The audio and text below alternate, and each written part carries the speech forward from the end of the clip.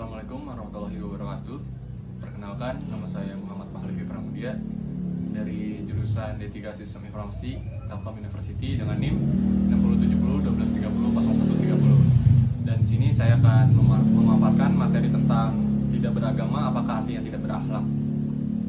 Pernah nggak sih kamu dengar kalimat seperti ini? Wajar aja dia nggak punya akhlak, kan dia nggak punya agama. Atau sebaliknya, kalau dia orang beragama, mestinya dia nggak begitu dong.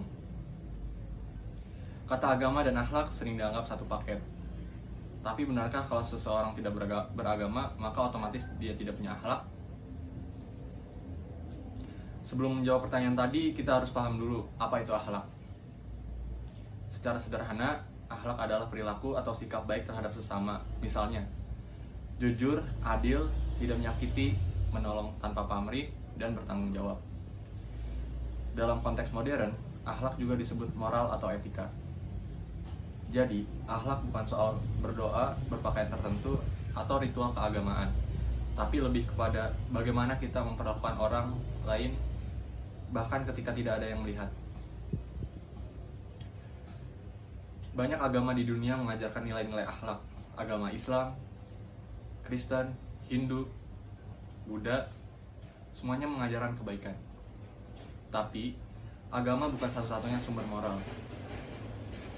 Filsuf-filsuf Yunani kuno seperti Socrates, Plato, bahkan sebelum agama-agama besar menyebar luas, sudah membicarakan tentang etika.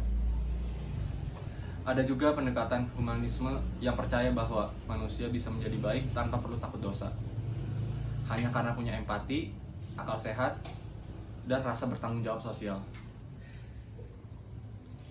Fakta di lapangan juga menarik. Banyak orang yang secara identitas tidak beragama, entah ateis, agnostik, atau sekedar tidak mengikuti institusi agama, tapi justru hidupnya penuh integritas.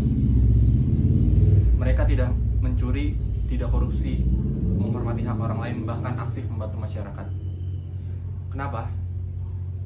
Karena bagi mereka kebaikan adalah nilai universal, bukan karena takut dosa atau berharap surga, tapi karena merasa itu hal yang benar.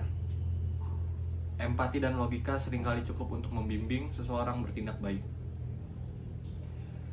Kita juga tidak bisa menutup mata bahwa tidak semua orang yang beragama itu otomatis berakhlak.